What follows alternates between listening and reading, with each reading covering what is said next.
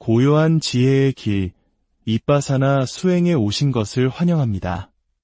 쉼없이 흘러가는 일상 속에서 문득 나 자신을 잃어버린 것 같다는 느낌을 받은 적 없으신가요? 수많은 정보와 소음 속에서 마음이 흩어지고 정작 중요한 것이 무엇인지 놓치고 있다는 생각에 불안해진 적은 없으신가요? 2600여 년 전 한 수행자가 보리수나무 아래에서 새벽 하늘의 별을 보고 깊은 깨달음을 얻었습니다. 그는 세상의 모든 고통의 원인과 그것을 해결할 길이 모두 자기 자신 안에 있음을 발견했습니다. 불교는 바로 이 깨달음을 향한 실천의 종교이며 단순한 지식이나 이론을 넘어 끊임없는 수행과 실천을 통해 스스로를 변화시키는 길을 제시합니다. 오늘 우리는 그 길 위에서 가장 빛나는 이정표 중 하나인 윗바사나 수행에 대해 이야기 나누려 합니다. 윗바사나는 현상을 있는 그대로 꿰뚫어보는 남방불교의 대표적인 수행법입니다. 이내면 탐구의 여정을 시작하기에 앞서 잠시 시간을 내어 구독과 좋아요를 눌러주신다면 이 지혜의 이야기가 더 많은 분들에게 닿을 수 있는 큰 힘이 됩니다. 여러분의 작은 관심이 저희에게는 소중한 격려가 됩니다. 자, 이제 모든 것을 꿰뚫어보는 지혜, 윗바사나의 세계로 함께 들어가 보겠습니다. 윗바사나. 이 말은 고대 인도어인 산스크리트어 와빠사나라는 두 단어가 합쳐진 말입니다. 위는 분리하여, 다양하게라는 뜻을, 빠사나는 본다는 뜻을 가지고 있습니다. 즉, 윗바사나는 모든 것을 나누어서 명확하게 있는 그대로 꿰뚫어 본다는 의미를 담고 있습니다. 한자로는 볼관자를 써서 관법이라고도 번역합니다. 윗바사나는 종종 사마타 수행과 함께 이야기됩니다. 아마 들어보신 분들도 계실 겁니다. 사마타와 윗바사나는 새의 양 날개와 같습니다. 사마타가 마음을 한 곳에 고요히 집중시켜 흔들리는 마음을 가라앉히는 멈춤의 힘, 즉 선정을 기르는 수행이라면 윗바사나는 그 고요해진 마음의 표면 위로 드러나는 모든 현상을 명료하게 관찰하여 지혜를 얻는 봄의 힘입니다. 마치 흙탕물을 가만히 두어 흙이 가라앉고 물이 맑아지게 하는 것이 사마타라면 그 맑아진 물속을 들여다보며 무엇이 있는지 명확히 알아차리는 것이 윗바사나인 셈입니다. 그렇다면 윗바사나는 어떻게 실천하는 것일까요? 대표적으로 두 가지 방법이 있습니다. 고요히 앉아서 하는 좌선과 천천히 걸으면서 하는 경행입니다. 먼저 좌선입니다. 편안하게 가부좌를 틀고 앉아 오직 자신의 호흡에 집중합니다. 숨을 들이마시고 내쉬고 이 단순한 행위를 온전히 알아차리는 것입니다. 코끝을 스치는 시원한 공기의 감촉, 숨을 들이쉴 때 미세하게 부풀어 오르는 아랫배의 움직임, 그리고 숨을 내쉴 때 천천히 꺼지는 배의 감각. 처음에는 의식적으로 일어남, 사라짐하며 그 움직임을 따라가지만 수행이 깊어지면 그저 자연스럽게 알아차리게 됩니다. 중요한 것은 호흡을 억지로 조절하는 것이 아니라 지금 이 순간 일어나고 있는 자연스러운 호흡의 전 과정을 그저 지켜보는 것입니다. 다음은 경행입니다. 모두가 달려가라고 재촉하는 세상 속에서 우리는 아주 천천히 걷는 것을 선택합니다. 발을 들어 올리는 순간, 앞으로 나아가는 순간, 발 뒤꿈치가 땅에 닿고 발바닥 전체로 무게가 옮겨지는 모든 순간의 감각을 알아차립니다. 발바닥과 땅이 만나는 그 미세한 느낌에 온전히 집중하는 것입니다. 프랑스의 플럼 빌리지에 계셨던 틱나탄 스님께서 수많은 대중과 함께 보여주셨던 고요하고 평화로운 걸음처럼 한 걸음 한 걸음이 지금 이 순간에 존재하는 명상이 됩니다. 이렇게 앉거나 걸으면서 우리는 무엇을 관찰해야 할까요? 윗바사나 수행의 핵심에는 사념처, 즉 네 가지 알아차림의 대상이 있습니다. 바로 몸, 느낌, 마음, 그리고 법입니다. 첫 번째는 몸에 대한 알아차림, 신념처입니다. 가장 기본이 되는 것은 호흡입니다. 나의 몸이 어떻게 숨쉬고 있는지, 몸의 각 부분은 어떤 상태인지, 지금 어떤 자세를 취하고 있는지 그 모든 것을 있는 그대로 관찰합니다. 더 나아가 이 몸이 영원하지 않다는 사실을 깊이 통찰하기도 합니다.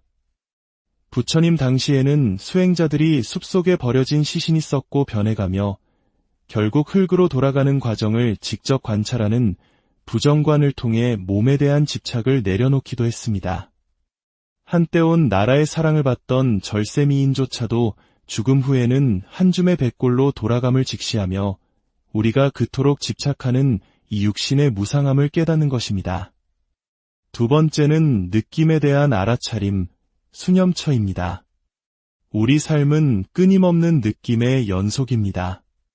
즐거운 느낌, 괴로운 느낌, 그리고 즐겁지도 괴롭지도 않은 무덤덤한 느낌.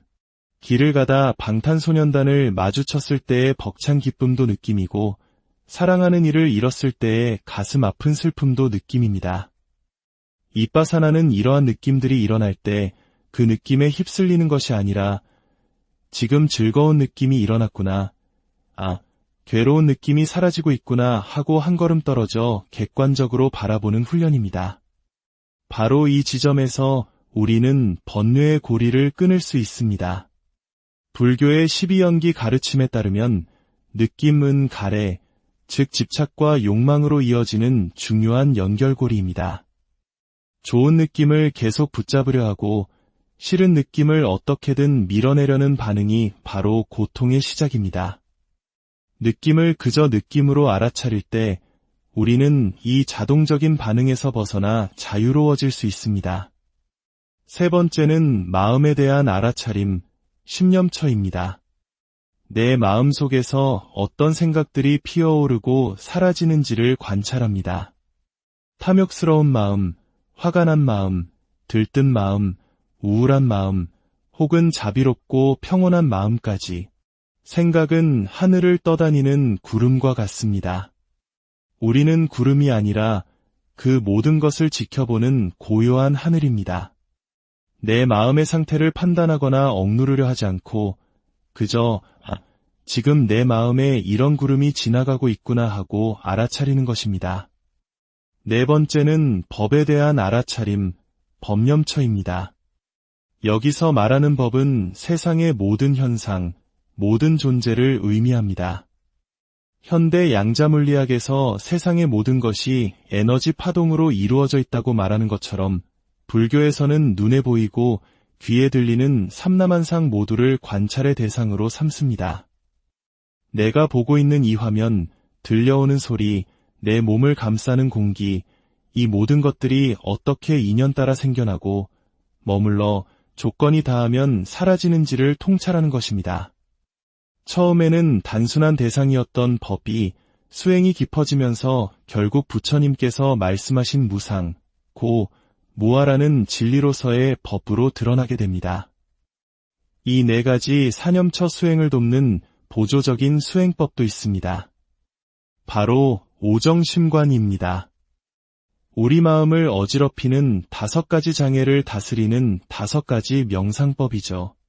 첫째, 탐욕이 강한 사람에게는 앞서 말한 부정관을 통해 육신에 대한 집착을 내려놓게 합니다. 둘째, 화를 잘 내는 사람에게는 자비관을 권합니다. 처음에는 나 자신에게, 그 다음엔 사랑하는 사람, 친구, 가족, 나아가 내가 싫어하는 사람에게까지 부디 건강하고 행복하기를, 원한과 미움에서 벗어나 평안하기를 바라는 마음을 보내는 것입니다. 이 수행은 내 안의 분노를 자비심으로 녹여냅니다. 셋째, 어리석음, 즉 세상의 이치를 잘 모르는 사람에게는 인연관을 통해 모든 것은 원인과 조건에 의해 생겨난다는 연기의 법칙을 사유하게 합니다. 넷째, 교만하거나 나라는 생각에 대한 집착이 강한 사람에게는 개분별관을 통해 우리 몸이 지, 수, 화, 풍이라는 4가지 요소로 잠시 모인 것일 뿐 영원한 나는 없음을 관찰하게 합니다. 다섯째, 마음이 산란한 사람에게는 수식관, 즉 호흡의 숫자를 세는 수행을 통해 흩어진 마음을 현재로 다시 데려옵니다. 이러한 수행의 과정은 하나의 정해진 여정과 같습니다. 수행자는 총 16단계의 지혜를 거치게 된다고 합니다. 처음에는 정신과 물질을 구별하고 모든 현상의 원인과 결과를 아는 지혜에서 시작합니다. 그러다 모든 것이 끊임없이 생겨나고 사라짐을 보게 됩니다. 이 과정에서 때로는 모든 것이 소멸하는 것에 대한 두려움이나 불안, 심지어 세상에 대한 혐오감을 느끼는 수행의 어두운 밤을 지나기도 합니다. 이는 실패가 아니라 더 깊은 지혜로 나아가기 위한 필연적인 과정입니다.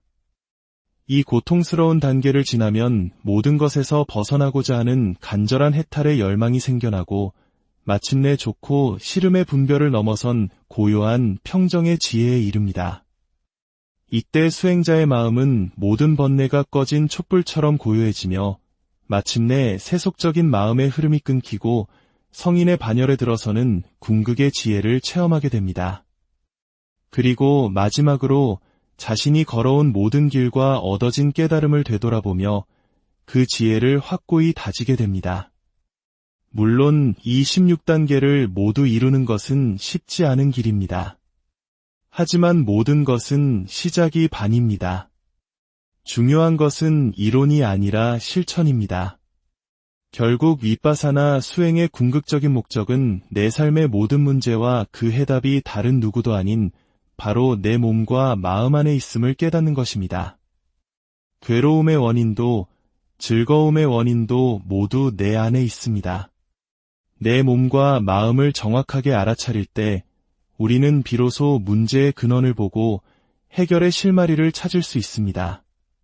그리고 이 깨달음은 나 자신에게서 그치지 않습니다. 내 안의 문제를 해결한 사람은 타인의 문제 또한 도울 수 있는 지혜와 자비심을 갖게 됩니다. 우리가 살아가는 모든 순간 선한 마음을 내고 타인에게 작은 친절을 베푸는 것, 그것이 바로 살아있는 보살행입니다. 보살행은 언젠가 할 특별한 수행이 아닙니다. 바로 지금 건네는 따뜻한 말 한마디, 내미는 작은 손길 하나가 모두 살아있는 수행이며 위빠사나의 열매입니다. 모든 것을 꿰뚫어보는 여정은 바로 지금 단 한 번의 호흡에서 시작됩니다. 오늘 배운 것들 중 단 하나라도 좋습니다.